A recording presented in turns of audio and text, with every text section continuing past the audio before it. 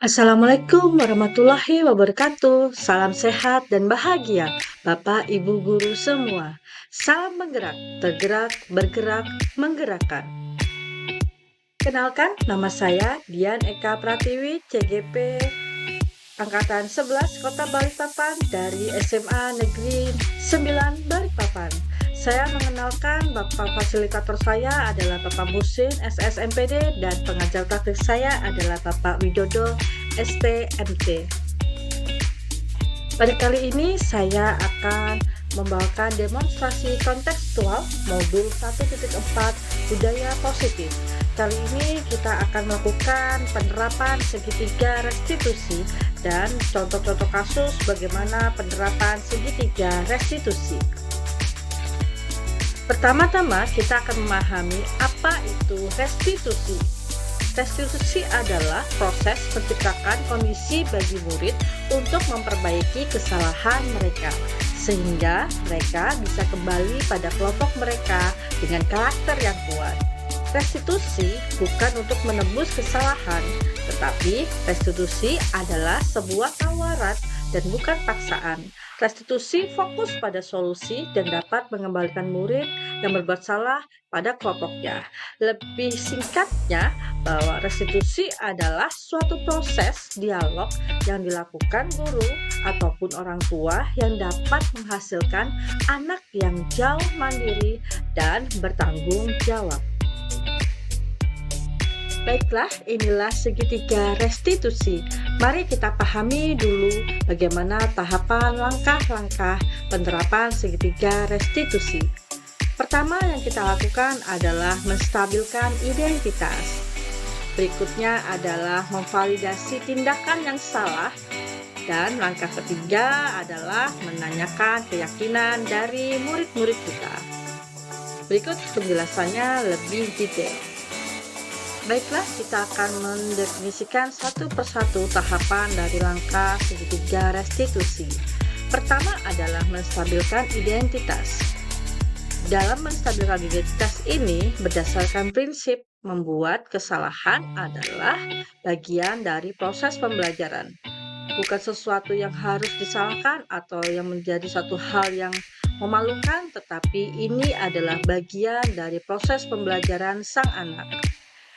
Dalam menstabilkan identitas juga menggeser identitas gagal ke identitas sukses, di mana anak tidak merasa bersalah, tetapi di sini anak bisa proses belajar bahwa salah adalah bagian dari belajar dan bagaimana caranya dia untuk merubah perbuatan yang salah itu menjadi hal-hal yang lebih baik untuk dirinya di masa depan. Langkah kedua adalah memvalidasi tindakan yang salah.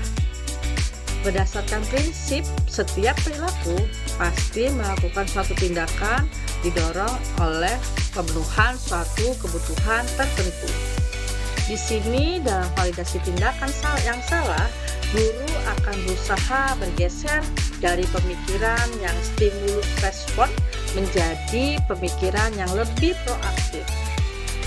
Dalam memvalidasi tindakan yang salah, anak pun juga diajak untuk mengenali dan mengakui kebutuhan yang mereka butuhkan dan diajak untuk memperbaiki hubungannya dengan murid yang lain dengan pertanyaan-pertanyaan yang proaktif. Langkah ketiga adalah menanyakan keyakinan kelas. Murid akan diberi pertanyaan-pertanyaan yang bermakna untuk memunculkan motivasi secara intrinsik. Dan si anak harus mampu mengaitkannya dengan tindakan-tindakan yang salah. Sehingga di sini akhirnya anak akan bergerak dari proses yang gagal menjadi suatu identitas yang sukses. Contoh penerapan segitiga restitusi.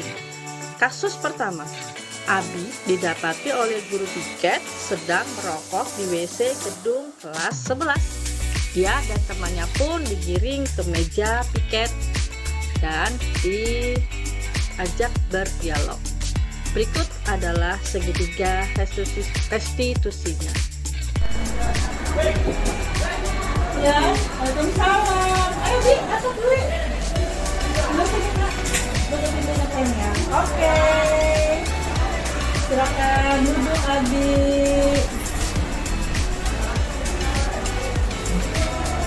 Halo Bi, gimana kabarmu? Alhamdulillah sehat Bu. Alhamdulillah, alhamdulillah. Kemarin ibu itu dapat laporan dari guru piket, katanya kemarin itu beliaunya tuh mendapati Abi dan teman-teman Abi itu sedang merokok di kelas 11. Nah, ibu pengen tahu ceritanya nih dari Abi. Coba Abi ceritakan apa saja sih, kenapa, bagaimana kedapatannya. Nah, Abi cerita dulu ke ibu. Oh begitu, Bi. Jadi kemarin kedapatan sama Bu Yuli di WC kelas 11. Nah, Ibu pengen tahu sebenarnya apa alasannya Abi. Jadi kan untuk melakukan seperti itu pasti Abi punya alasannya. Ya. Kira-kira Abi itu mulai ngerokok sejak kapan, Bi? Saya baru-baru aja ngerokok Bu. Baru aja ya. Iya. Dan yang mengenalkan rokok? Ya, teman-teman tongkrongan Bu. Teman-teman tongkrongan, termasuk teman-temanmu yang tadi juga, yang kemarin kedapatan juga.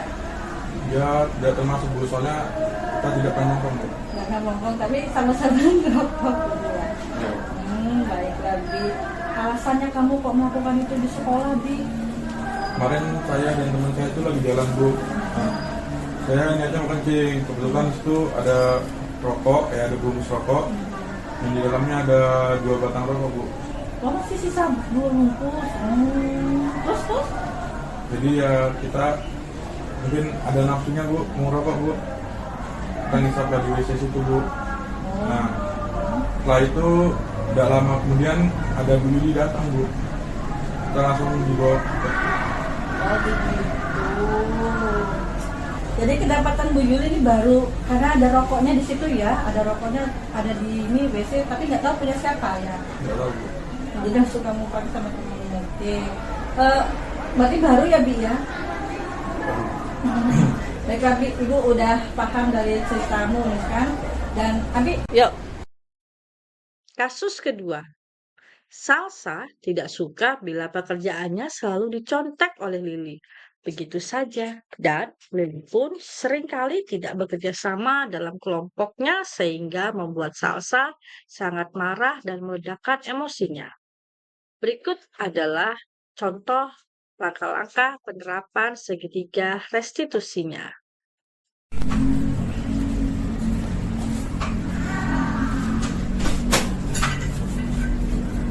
Assalamualaikum Salsa. Waalaikumsalam Ibu. Kenapa nih wajahnya masih manyun aja deh dari tadi ya kan? Ya Ibu, soalnya saya masih kesel banget, masih jengkel banget. Belajar. Ayo sama-sama supaya kamu agak keselnya hilang yuk. Kita model tarik nafas, hitung 5 kali tarik, hembuskan 5 kali ya kan? Untuk hitungan ada mati. Taruhkan 3 kali supaya keselnya hilang. Oke, mulai. Ayo sama-sama. Hirup. Hembuskan. Hidup lagi. Hembuskan. Perlahan. Satu lagi, hirup perlahan. Hembuskan perlahan. Gimana? Sudah mulai sedikit tenang? Udah lebih better lagi Bu. Oke. Yuk kita mulai ya. Tadi kan Ibu pas di pelajaran sebelah kan Ibu tadi dengar nih Salsa di kelas kok suaranya nyaring banget karena Ibu hafal suara. Ada apa ini? Kan? Terus kok sampai marah-marah lagi anak biasanya nggak seperti ini. Kenapa kok nyaring betul suaranya? Nah sekarang Ibu pengen tahu ya kan sebenarnya kan marah-marah itu hal yang wajar ya. Misalnya kita itu mungkin sedang kesal, sedang jengkel, kita meluapkan amarah, emosi ya kan, itu hal yang wajar. Tapi memang terkadang ada tempat-tempatnya yang kita memang tidak perlu harus meledak-meledak. Nah tadi Ibu dengar Salsa sampai meledak sekali. Nah ya kan betul ya? Bener banget. Kalau gitu Ibu pengen dengar ceritanya deh Sal. Gimana? Kenapa kok Salsa sampai seperti itu? Ibu gimana? Oke, jadi gini Bu. Jadi saya punya teman sebangku, Hmm. namanya Lili. Jadi Lili ini Dan suara mau agak nyalingin dikit, Kak. Jadi biar ibu sambil mendengar. Ibu juga begini juga. Ya. Jadi begini Bu, saya kan setelah sama Lili, saya juga sebangku sama Lili. Nah, jadi Lili itu sih dari awal itu sudah suka nyontek sama saya Ibu. Tugas-tugas gitu, tugas-tugas kayak tugas bahasa Inggris, bahasa Indonesia, dia nyonteknya ke saya Ibu, nggak ke orang lain. Tapi kalau misalnya dia nggak sama saya, dia juga nyontek ke orang lain Ibu. Kalau begitu, nggak cuma satu mapel doang, saya kesel Ibu. Jadi tadi pas kerja kelompok, si Lili ini seenaknya nyontek doang ke saya daripada ada yang bantu-bantu tuh nggak ada Ibu. Jadi saya marah, jadi saya luapin emosi saya ke Lili karena sudah yang awalnya terkurung emosi saya jadi terluap deh tadi. Oh, tadi berarti akumulasi dari semuanya ya. Jadi Lili suka mencontek. Itu bukannya belajar cuma contek aja gitu. Iya, cuma nyontek doang, saya kerjain udah selesai, dia lihat ambil buku saya terus disalin. Gitu. Tapi satu kalau misalnya kamu marah ya, ibu pun juga kalau misalnya seperti itu ya kesel sih. Berarti wajar ya kalau misalnya kita tuh kesel kalau ada temen yang seperti itu. Dan wajar juga sih kalau kamu marah. Tapi tadi kamu apa yang kamu lakukan Pak, sama Lili? Saya cuma marah-marah doang kok Ibu. Tapi saya sampai ngasih umpatan kasar sih, tapi nggak sampai mukul Ibu. Tapi walaupun begitu saya pengen banget mukul, tapi saya masih tahan-tahan. Wah, hebat ini Salsa. Berarti dengan segram itu kamu hanya memaki dan biasanya anak-anak yang sudah memuncak itu biasanya dia berlaku lebih. Dan Salsa hebat, tidak melakukan hal yang berlebih ya, walaupun kalau memaki juga ini ya, tapi saya hebat, kamu sudah tidak memukul padahal memukul. Nah, itu kejadiannya hanya pada hubungan apa, misalnya kamu sama dirimu saja atau di dalam kelompok pun bagaimana? Di dalam kelompok pun kalau misalnya kerja kelompok itu Lili bagaimana? Iya Ibu, setelah sudah saya kasih tahu tadi, Lili itu udah banyak kerja, dia cuma mau terima jadi, walaupun itu harusnya berkelompok, saling bekerja sama, tetapi Lili nggak ikut kerja sama Ibu, hanya pak ketiplok saling. Misalnya disuruh presentasi atau mungkin disuruh cari paham itu? Dia juga nggak mau Ibu. Begitu. Ya.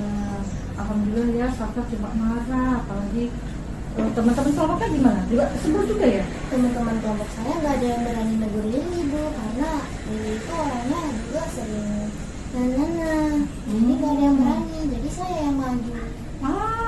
Paham dari ibu sekarang kenapa kamu sampai meledak seperti itu ya, karena ibu kenalnya Salsa nggak seperti itu. Berarti ya, wajar kalau misalnya kamu marah.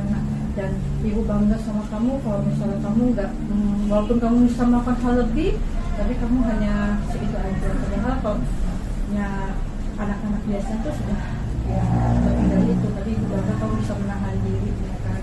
Iya Ibu, karena walaupun saya pengen mukul Ibu, saya tahu kalau dipukul itu sakit. Lili itu masih teman saya, jadi saya tahan karena walaupun masih teman saya juga berani mukul karena sakit.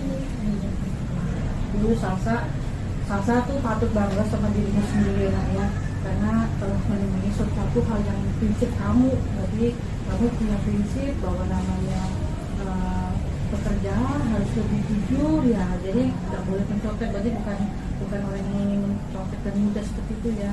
Itu salut dengan keyakinanmu, itu juga salut dengan apa yang kamu pegang dan prinsipmu.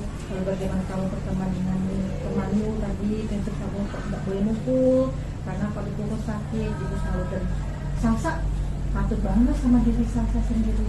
Benar ya? Hebat, aku hebat. Nah, biasakan untuk aku hebat, aku sudah bersahabat hebat. Nah, karena walaupun kamu bisa, itu menjadi kekuatanmu dan itu adalah hal-hal yang terbaik yang kamu miliki. Tapi Salsa perlu menambahkan satu sikap lagi. Apakah Salsa mau menambahkan hal itu di diri Salsa? Tentu saja mau. Nah, Salsa masih ingat nggak apa aja yang ada di kelas, keyakinan kelas itu loh yang biasa teman-temanmu sebut dengan kesepakatan kelas? Oh, masih ingat kok Ibu.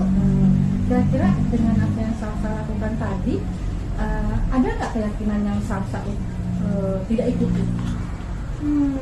Lebih ke belum bekerja sama anak kelas sih Ibu, bukan ke Salsa yang nggak mau, tapi mereka yang nggak memiliki partisipasi, seperti tidak menghargai satu sama lain, keyakinan untuk tidak bekerja sama dalam suatu pembelajaran, dan juga untuk bertanggung jawab dalam suatu tugas. Betul. Hebat sekali Salsa. Berarti yang Salsa sudah paham apa saja yang Salsa lakukan tadi, apa saja yang tidak sesuai dengan keyakinan yang di kelas yang kita bilang sama-sama ya kan ya. Nah, kalau begitu nih, Salsa masih mau nggak meyakini hal tersebut, bekerja sama, habis itu saling menghargai satu sama lain dengan teman-teman terbaik, masih mau meyakini hal itu? Ya Ibu, saya mau banget Ibu, saya mau bisa lebih sabar terhadap teman-teman saya yang lain, walaupun buat kamu begitu, dan juga saya mau ngajak teman-teman saya buat lebih, ayo bekerja sama, ini tugas bareng-bareng, jangan saling contek, mending kita kerja sama daripada saya cuma masih dia contekan, mending kita kerja sama-sama. Benar, pinter banget nak. Berarti Salsa sudah paham nih ya apa yang harus dilakukan untuk menjadi apa. Aku ingin jadi seperti apa di depannya. Lalu juga sudah mendapatkan istilahnya apa yang aku lakukan di depannya dengan teman-teman harus gimana. Nah, karena Salsa sudah ingin nanya seperti itu, masih tetap dengan keyakinannya. Mulai. Halo, nama aku Salsa dari kelas 12C1. Untuk Lili, aku punya pesan. Kalau untuk kedepannya jangan kebanyakan nyontek lagi ya. Aku juga minta maaf karena sudah emosi tadinya. Tapi sekarang aku sudah lebih baik kok. Tapi untuk kedepannya kita kerjainnya bareng-bareng ya. Jangan nyontek. Nanti aku bakal marah lagi. Karena ya siapa tahu aku marah lagi. Dan juga terima kasih banyak ya untuk Bu Dian, karena Ibu sudah mau mendengarkan cerita saya, sehingga sekarang saya lebih ingin untuk meningkatkan diri saya sendiri. Terima kasih. Demikianlah penerapan segitiga restitusi yang saya lakukan. Semoga video ini menginspirasi dan terima kasih. Sampai jumpa di lain hari. Salam sehat dan bahagia untuk Bapak Ibu guru semua. Salam bergerak, bergerak, bergerak, menggerakkan. Wassalamualaikum warahmatullahi wabarakatuh.